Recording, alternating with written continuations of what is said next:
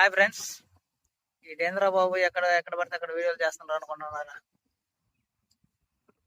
చూడండి, వాళ్ళు వచ్చేసి మనము ఫార్మా ఫీల్డ్లో ఎంతెంత శాలరీలు ఉంటాయి, ఏంటి, ఏ డిపార్ట్మెంట్లో ఎంత శాలరీలు ఉంటాయి ఏంటి అనేది ఒకసారి చూసుకుందాము.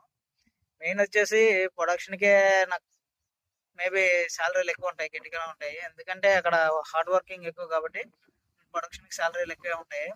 నెక్స్ట్ పోతే క్యూసీ, నెక్స్ట్ ఎలక్ట్రికల్ మెయింటెనెన్స్, వీటికి కూడా శాలరీలు వచ్చేసి పర్లే, అంటే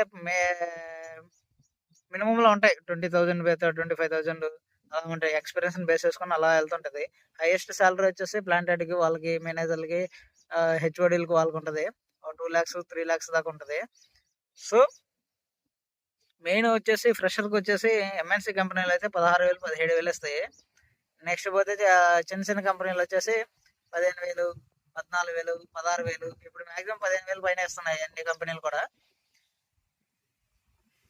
అలా ఉంటుంది శాలరీలు వచ్చేసి. మెయిన్ వచ్చేసి ఆపరేటింగ్ అంతా వచ్చేసి హెచ్ఆర్ చేతిలోనే ఉంటుంది. హెచ్ఆర్ ఓకే అన్నాడంటే మాక్సిమం వచ్చేసి కంపెనీ టు కంపెనీ చేంజ్ అవుతున్నాడంటే హెచ్ఆర్ చేతిలో ఉంటుంది. కాబట్టి మనకి హెచ్ఆర్ఏ వచ్చేసి మాక్సిమం వచ్చేసి 20% ఇవ్వచ్చు, 30% ఇవ్వచ్చు. మాక్సిమం అంటే 30% వెళ్తుంది. ఇంకా మరీ ఇటుకాడి స్టఫ్ ఎక్కువ ఉంది, గట్టిగా మనకి బాగా యూజ్ అవుతుంది అనుకుంటే 35 లాస్ట్. అంతకాడికి ఎక్కువ అయితే ఉండదు శాలరీ.